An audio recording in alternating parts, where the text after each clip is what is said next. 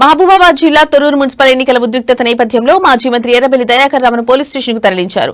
ఈ నేపథ్యంలో అక్కడికి చేరుకున్న బీఆర్ఎస్ నాయకులు, అభిమానులు పోలీస్ వాహనాలను అడ్డుకునే ప్రయత్నం చేస్తూ ప్రభుత్వానికి వ్యతిరేకంగా నినాదాలు చేశారు. ఈ నేపథ్యంలో ఎర్రబెల్లి మీడియాతో మాట్లాడుతూ భావోద్వేగానికి గురయ్యారు. కష్టపడి పనిచేసిన కార్యకర్తలకు నేనే సమాధానం చెప్పాలని, రాజ్యాంగానికి విరుద్ధంగా పనిచేశానంటూ తీవ్ర భావోద్వేగానికి గురయ్యారు.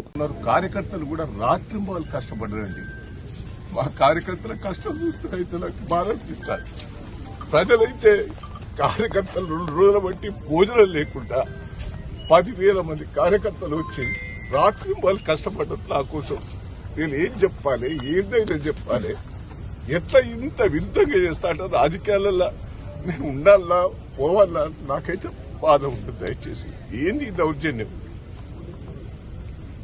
పోలీసు వాళ్ళు కూడా దయచేసి ఇట్లా చేయటం కూడా మంచిది కాదు. కేసీఆర్ చూస్తే ఒక పక్క అభిమానం, దయానంద్ చూస్తే అభిమానం ప్రజలు. కానీ ఇంత అరాచకాలు చూస్తుంటే నాకైతే ఏమన్నా చెప్పండి, నా కార్యకర్తలకు ఏం జవాబు చెప్పుకోవాలి, కార్యకర్తలకు నేను ఏం జవాబు చెప్పాలి? పాపం తెగించి పనిచేసేది. జై తెలంగాణ.